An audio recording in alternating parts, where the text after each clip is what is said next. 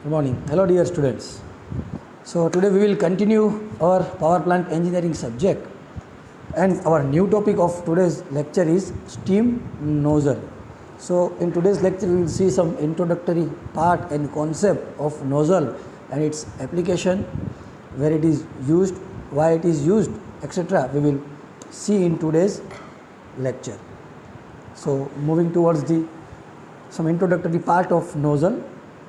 Now basically nozzle is a device which is used to design to control the direction or characteristic of a fluid flow, especially to increase velocity as it exits an enclosed chamber or pipe.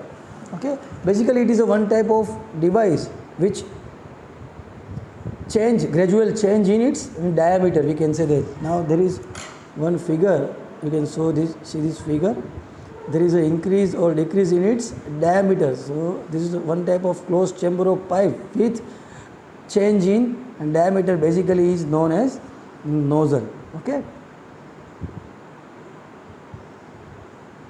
Nozzle is often a pipe or a tube of varying cross-sectional area, and it can be used to direct or modify the flow of a fluid. Okay. Basically it is a pipe or tube of varying cross-section, as we have discussed earlier. It can be used to direct or modify the flow of fluid, means its function is to modify or to direct the fluid or to give the direction of flow. Okay, so basic function is this. Nozzles are frequently used to control the rate of flow, speed, direction, mass, shape and the pressure of the stream that emerges from that. Okay, basically we all know that if there is an increase in diameter or decrease in diameter, it directly effects on its velocity. Okay, because if diameter decreases, obviously velocity will increase, because both are inversely proportional to each other. So if we are decreasing the diameter, but obviously there will be increase in velocity, there will be increase in pressure energy. So this way this nozzle works. Now basically a nozzle is a device, a duct of smoothly varying cross section area that increase the velocity of a fluid at the expense of pressure. Now this is the generalized figure of schematic diagram of nozzle. We can say that this is the diameter decreasing. Okay, it is known as the nozzle. Now at inlet section is velocity V1 and outlet section is V2. So there is a mention that V2 is very greater than V1 because in diameter decreasing. I can give the simple example nozzle का.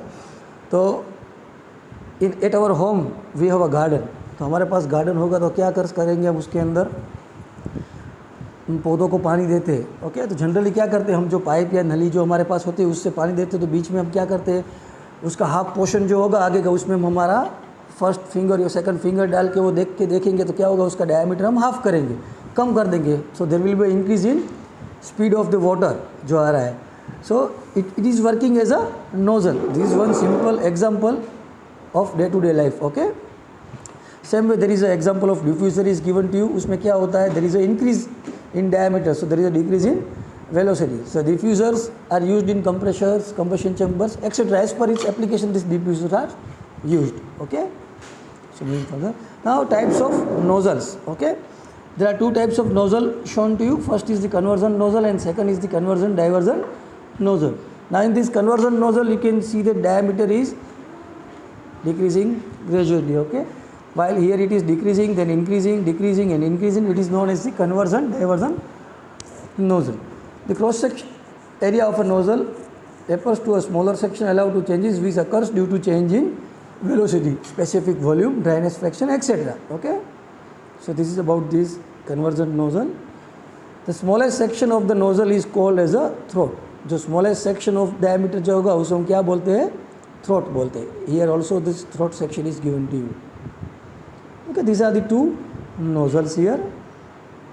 Now flow through nozzles. Okay, सो nozzle के अंदर flow होगा वो किस तरह का होगा, क्या क्या एजम्पशंस है, कौन कौन सी चीज़ें हमको ध्यान में रखनी होगी while a fluid is flowing through the nozzle. Okay, so first there are some assumptions that we are going to consider.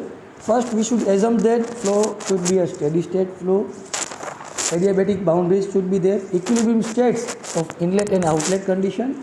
Mass average velocity adequate for calculation. No shaft work.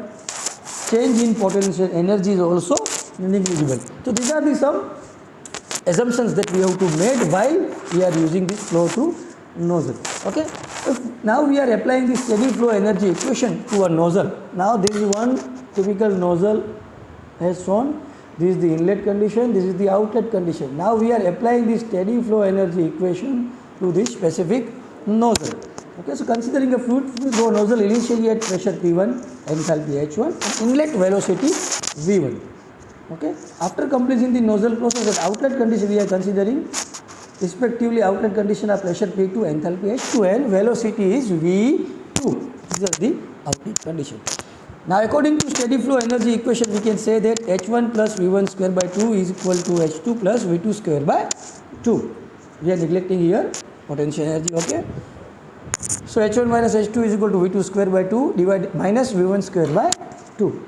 So this is the simple form of this particular equation. Moving further, so if we have to find the outlet velocity of the nozzle, so V2 is equal to equation आपने देखा V1 square plus 2 H1 minus H2. If we are neglecting V1 as compared to V2 because it is very small compared to the outlet velocity. Inlet velocity of nozzle is very small compared to the outlet velocity. So neglecting V1, so equation will become V2 is equal to under root of 2 twice H1 minus H2. Okay. So since enthalpy displacement in kilojoule per kg velocity, so V2 is equal to 1000 under root of 1000 2 delta H. So V2 is equal to under root 44.72 under root delta meter per second. So we have converted kilojoule per kg. That's why this 1000 comes into the picture. Okay, this converted of joule into kilojoule. So there is a 1000 is into the picture. And if we are converting into meter per second, so it is 44.72 under root of H1 minus H2 or delta H meter per second. So this is the equation of outlet velocity of the nozzle. V2 is equal to 44.72 under root of H1 minus H2. We can say that. Okay. When the expanding fluid is a vapor, delta is called Rankine heat drop, which can be found in Molar chart or steam table. Okay, for gases we can also say that delta H is equal to Cp into delta T. Okay, so remember this outlet velocity equation of nozzle. Into first we have neglected V1 and then after we have finded the velocity 2. V2 is equal to 44.72 under root of H1 minus H2 or delta H. This is the equation of that particular outlet velocity. Okay, so for today's lecture we will do up to this. In next lecture we will see more about steam nozzle. If you have any doubts in today's lecture, so please write down in the comment box and please like and share the videos. Okay, thank you so much for today's. Thank you dear students.